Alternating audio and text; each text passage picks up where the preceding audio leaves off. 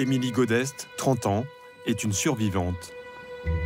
Suite à un grave accident de voiture, il y a 10 ans, elle a été brûlée au 3e degré sur la moitié du corps. Elle a subi des dizaines de greffes de peau. Ça, c'est le masque que je devais mettre la journée. Pendant 2 ans, elle a dû enfiler ses appareillages. Alors ça, je dormais avec ça. C'est une deuxième peau, en fait. Ça fait un peu panoplie de cambrioleur. Aujourd'hui archiviste dans l'administration, Émilie a décidé d'assumer ses cicatrices, son nouveau visage. D'autant qu'elle a aujourd'hui la conviction que son accident n'est pas dû à la fatalité, mais qu'elle aurait été victime d'un plan machiavélique. On a voulu que je sois comme ça. Déjà, on a voulu me tuer. Mais en plus, on a voulu, si par chance je survive, ma vie était foutue. Après, c'est peut-être aussi pour ça que je fais en sorte de ne pas le laisser gagner sur ce terrain. L'homme dont elle parle s'appelle Johan. C'est son petit ami de l'époque. La justice le soupçonne de tentative d'assassinat. Au moment de l'accident, Émilie et Johan sont ensemble depuis 3 ans. Ils se sont rencontrés au lycée et sont fiancés. Émilie a 20 ans, elle étudie l'histoire. Le 9 novembre 2007, elle est passagère de cette voiture qui s'encastre dans un arbre et s'embrase. Émilie est transformée en torche humaine. Au volant, son petit ami s'en sort presque indemne. Le voici, Johan Boucher, 34 ans, imprimeur. Il a passé 1 an en prison. Depuis le drame, il nie avoir voulu tuer son ami.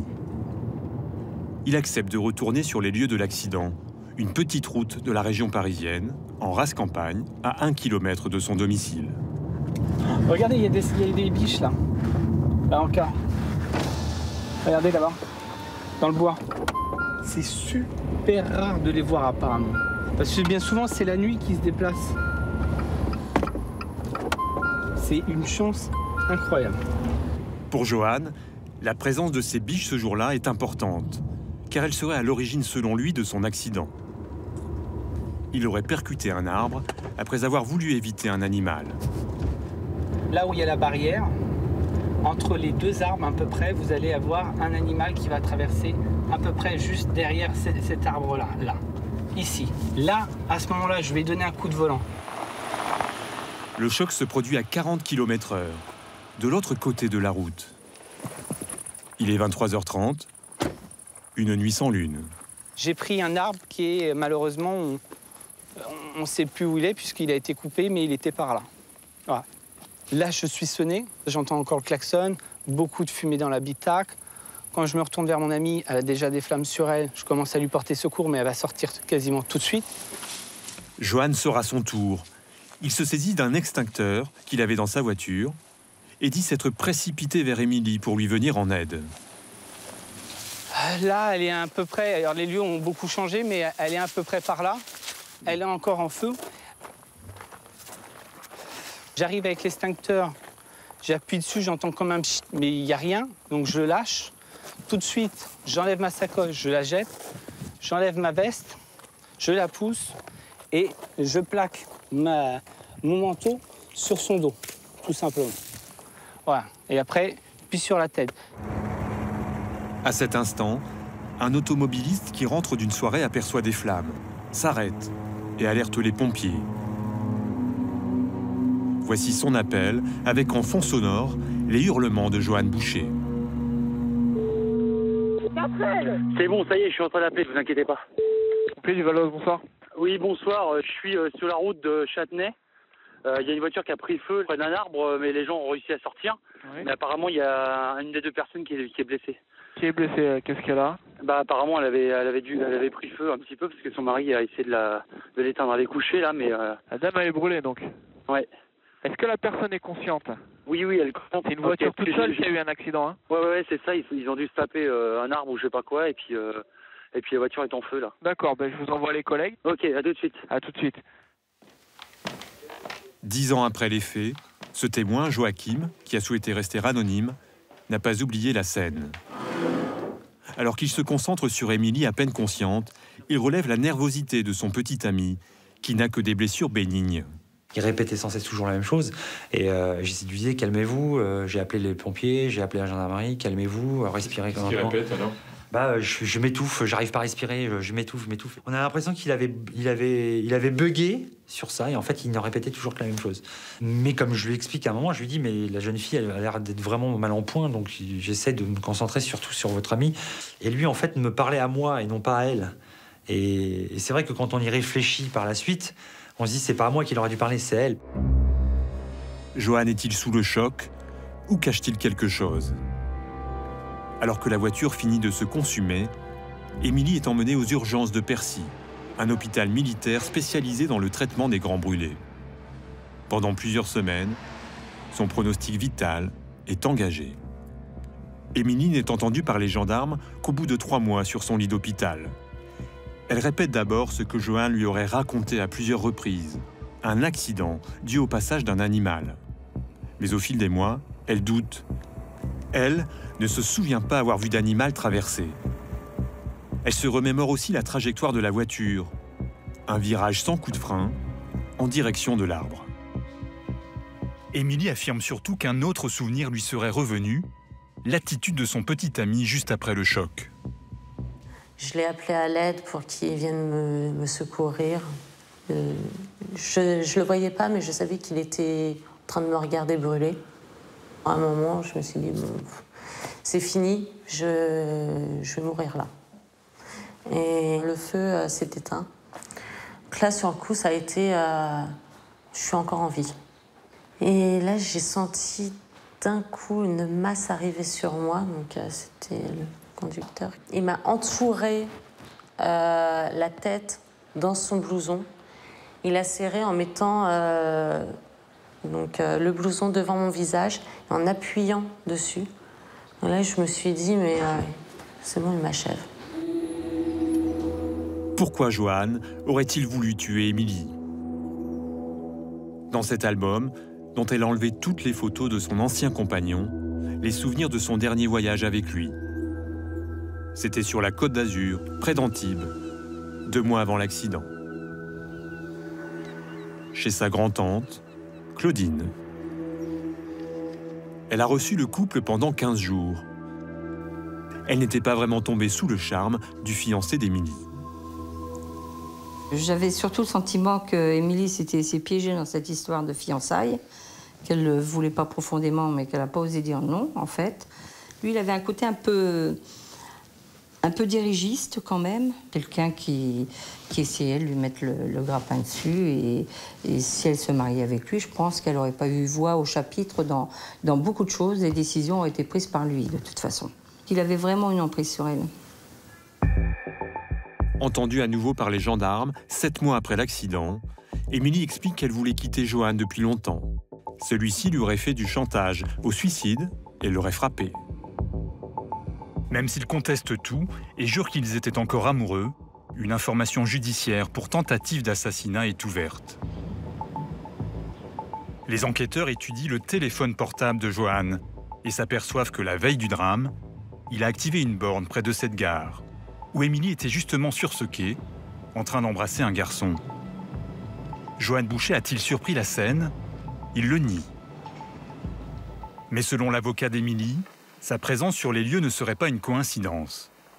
Il surveillait la jeune femme depuis plusieurs jours et aurait agi par jalousie. Elle voulait le quitter. Elle rencontre quelqu'un la veille. Elle doit passer la soirée avec lui le soir même. 2 heures avant de le retrouver, elle est brûlée dans son véhicule et celui qui conduit son ex-petite amie, dont on sait maintenant qu'il savait qu'elle avait rencontré quelqu'un, qu'il la surveillait et qu'il a su qu'il avait rencontré quelqu'un et que sa petite amie brûle dans un accident qui est un accident à 40 km/h alors qu'il freine pas, il voit un arbre. Les enquêteurs ont reconstitué le déroulement du soir des faits. Vers 22 h, Johan vient chercher Émilie dans l'hypermarché où elle travaille le week-end. En attendant de la récupérer, il fait quelques courses dans le magasin. Il achète notamment une bouteille d'alcool à brûler pour, assure-t-il, faire une fondue. Le couple prend la route.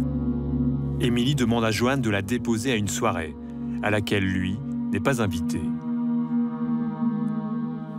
Joanne fait un détour, selon lui, pour récupérer chez lui une carte de vidéoclub. C'est alors qu'il percute l'arbre. Les enquêteurs s'interrogent sur les circonstances de l'accident. Il n'y a aucune trace de freinage sur la route. Ils se demandent aussi pourquoi Émilie s'est transformée en torche humaine. Car les premiers experts établissent que l'incendie ne provient pas de la voiture elle-même, mais a été provoqué par un élément extérieur. Ils retrouvent des traces d'alcool à brûler au niveau du siège passager. Selon l'accusation, Joanne Boucher, que l'on aperçoit ici lors d'une reconstitution, aurait aspergé Émilie d'alcool à brûler alors qu'elle tentait de sortir de la voiture. Plus d'1 an après l'accident, il est mis en examen et écroué pendant 6 mois. Joanne Boucher nie farouchement et pour prouver son innocence, mobilise de nombreux spécialistes privés. Comme cet ancien commissaire de la brigade criminelle, chargé d'étudier toutes les expertises.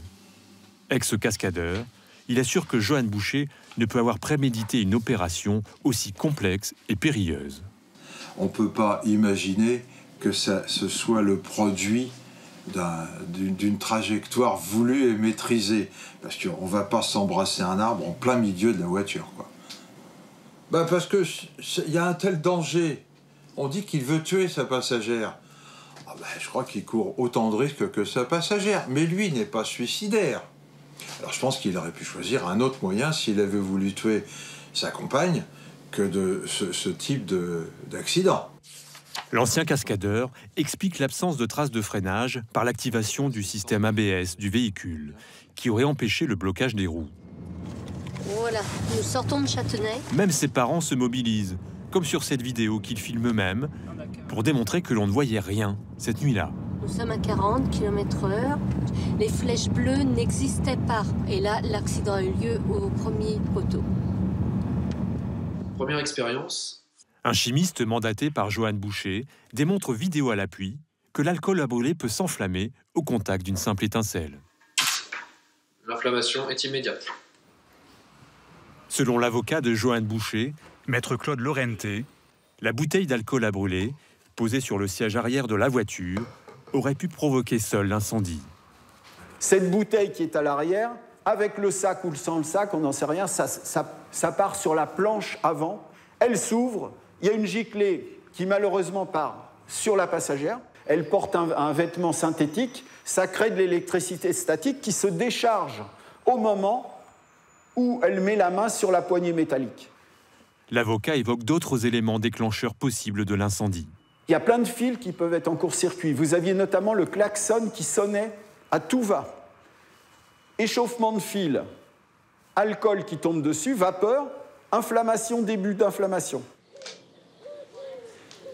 Des expertises psychologiques ont révélé chez Joanne Boucher une personnalité narcissique et une incapacité à tolérer la frustration affective.